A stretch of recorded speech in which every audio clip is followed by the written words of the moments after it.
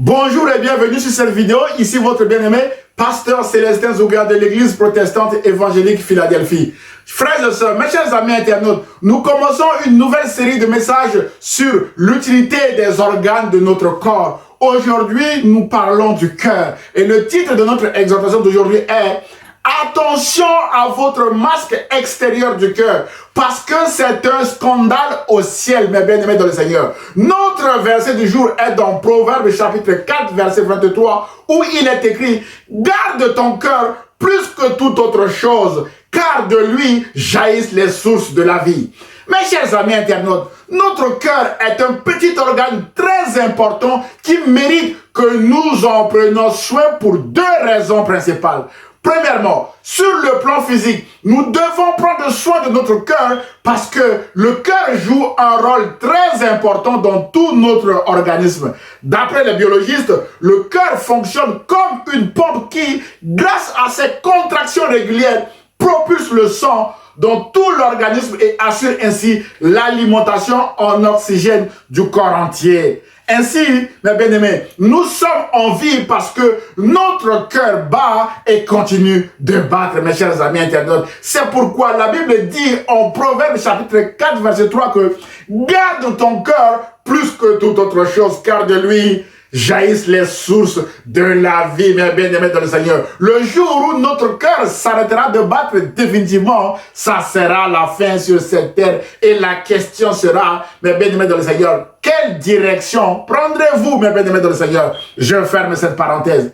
La deuxième et dernière raison de prendre soin de notre cœur est dans 1 Samuel chapitre 16 verset 17 où il est écrit que l'homme regarde à ce qui frappe les yeux, mais l'Éternel regarde au cœur. Mon frère, ma soeur, Dieu ne regarde pas à nos parures extérieures, à nos ornements d'or ou vêtements élégants, mais Dieu regarde à nos cœurs. C'est pourquoi l'apôtre Pierre déclare en 1 Pierre chapitre 3 verset 3 à 4 que votre parure ne soit pas une parure extérieure, cheveux tressés, ornements d'or ou vêtements élégants, mais plutôt celle intérieure et cachée du cœur, la pureté incorruptible d'un esprit doux et paisible, qui est d'une grande valeur devant Dieu. Autrement dit, mes bien-aimés, ce que Dieu veut et voit est notre cœur intérieur et non l'extérieur, qui peut être trompeur, comme les pharisiens et les spécialistes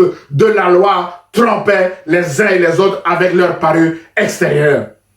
Frères et sœurs, mes chers amis internautes, aux spécialistes de la loi et aux pharisiens hypocrites qui se prêtaient à ce petit jeu dangereux de porter un masque extérieur devant Dieu afin de se faire passer pour des serviteurs de Dieu ou pour des hommes bons de cœur, Jésus, mes bien-aimés dans le Seigneur, leur a dit en Matthieu chapitre 23, versets 27 à 28 que « Malheur à vous, spécialistes de la loi et pharisiens hypocrites, parce que vous ressemblez à des tombeaux blanchis qui paraissent beaux de l'extérieur et qui, à l'intérieur, sont pleins d'ossements, de morts et de toutes sortes d'impuretés. Vous de même, de l'extérieur, vous paraissez juste aux hommes pharisiens et spécialistes de la loi, mais à l'intérieur, vous êtes pleins d'hypocrisie et d'injustice. » Fin de citation de Jésus, d'après Matthieu chapitre 23, versets 27 à 28. Mes chers amis internautes, frères et sœurs, il n'y a rien de plus dangereux que l'hypocrisie et l'injustice dans le cœur de l'homme devant Dieu, mes chers amis internautes. L'injustice est le fait de tordre les droits de quelqu'un, mes chers amis internautes. Vous paraissez bien à l'extérieur de vous. Or, au-dedans de vous, vous projetez de tordre les droits des uns et des autres, mes chers amis internautes, frères et sœurs. Et selon le dictionnaire Larousse, l'hypocrisie, c'est l'attitude consistant à dissimuler son caractère ou ses intentions véritables, à affecter des sentiments, des opinions, des vertus qu'on n'a pas pour se présenter sous un jour favorable et inspirer confiance. Mes chers amis internautes, autrement dit, l'hypocrite est quelqu'un qui a un cœur rempli de jalousie, de haine, de rancœur, mes bien-aimés dans le Seigneur, de rancune contre sa potentielle victime et qui s'approche d'elle avec un masque extérieur de gentillesse ou de fraternité, mes bien-aimés dans le Seigneur, apparente, on dit bien, pour inspirer confiance. Parfois, pendant longtemps, ça peut durer des années, mes bien-aimés, afin de frapper au moment opportun sa potentielle victime. Mes bien-aimés dans le Seigneur, le nombre de personnes qui se sont déjà retrouvées au cimetière des naufragés de l'hypocrisie est incalculable, mes bien-aimés dans le Seigneur, parce qu'il n'y a pas de statistiques officielles. C'est pourquoi Jésus a dit à ses contemporains, en Luc chapitre 20, versets 46 à 47, que méfiez-vous des spécialistes de la loi qui aiment se promener en longue robe et être salués sur les places publiques. Ils recherchent les sièges d'honneur dans les synagogues et les meilleures places dans les festins. Ils dépouillent les veuves de leurs biens tout en faisant, mes bien-aimés, pour l'apparence de longues prières. Ils seront jugés sévèrement, déclare Jésus. Mes chers amis, en Luc chapitre 20, versets 46 à 47. Mon frère, ma soeur, peut-être que vous vous prêtez encore aujourd'hui à ce jeu dangereux d'hypocrisie. Sachez que Dieu regarde à votre cœur et vous demande de changer de direction aujourd'hui. Même mes bien-aimés dans le Seigneur, c'est le but de ce message. Jésus veut que vous abandonnez la haine, la jalousie, la rancœur, la rancune et toutes sortes de mal dans votre cœur, mes bien-aimés dans le Seigneur. Jésus veut vous remplir de sa paix, de son amour, de sa joie et de sa justice, mes chers amis internautes.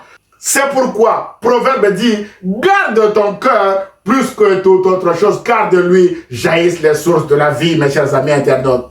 En conclusion de notre message de ce matin, mon frère, ma soeur, Dieu n'est pas limité par des masques extérieurs. Dieu regarde au cœur. La Bible déclare en Jérémie chapitre 9 verset 25 que voici, les jours viennent, dit l'Éternel, où je châtirai tous les circoncis qui ne le sont pas de cœur, mes bien-aimés dans le Seigneur. Et le but de ce message est de vous inviter à circoncire vos cœurs afin d'échapper à ce châtiment, mes chers amis internautes. Mes chers amis, il ne sert à rien de paraître juste devant les hommes et d'avoir un cœur qui ressemble à un tombeau blanchi devant Dieu, comme l'a dit Jésus. C'est pourquoi nous devons nous circoncire le cœur. Et l'apôtre Paul dit aux Romains, chapitre 2, verset 29, que la vraie circoncision est celle que l'Esprit opère dans le cœur et non celle que l'on pratique en obéissant la loi, mes bien-aimés dans le Seigneur, comme le faisaient les pharisiens. Alors, laissons le Saint-Esprit nous circoncire le cœur, mes chers amis internautes. Mon frère, ma soeur, peut-être qu'en écoutant ce message, votre cœur vous condamne encore pour tout ce que vous avez déjà fait, mes bien-aimés dans le Seigneur. La culpabilité, ne vous inquiétez pas. Jésus a dit que je ne mettrai pas dehors celui qui vient à moi, mes bien-aimés dans le Seigneur. Dans Jean chapitre 6, verset 37. Et Jésus a également dit en Apocalypse chapitre 3, verset 20 que voici, je me tiens à la porte et je frappe. Si quelqu'un entend ma voix et ouvre la porte, j'entrerai chez lui, je souperai avec lui et lui avec moi, mes bien-aimés dans le Seigneur. C'est à la porte de votre cœur que Jésus frappe aujourd'hui avec ce message sur le cœur. Voulez-vous lui ouvrir vos cœurs maintenant, mes bien-aimés dans le Seigneur? Ne lui résistez pas, même si vous vous sentez condamné par votre passé, parce qu'il n'y a plus de condamnation pour ceux qui sont en Jésus. Jésus veut vous libérer de votre condamnation, mes chers amis internautes.